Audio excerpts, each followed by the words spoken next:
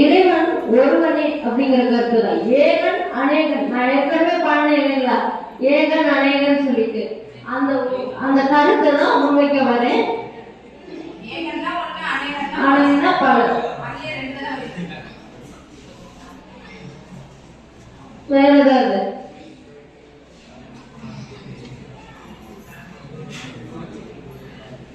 ஒரே ஒரு கருத்தை மட்டும் நான் சொல்லிக்கிறேன். அப்புறம் ஏதாவது வினாக்கள் இருந்தா யாராவது கேட்கலாம்.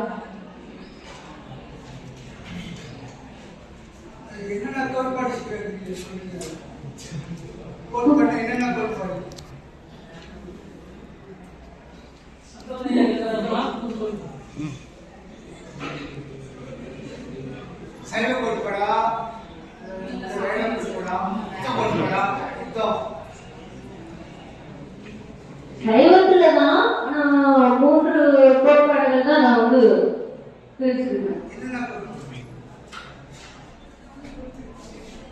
முதலாவது இறை, இரண்டாவது தத்துவம், மூன்றாவது இலக்கியம்.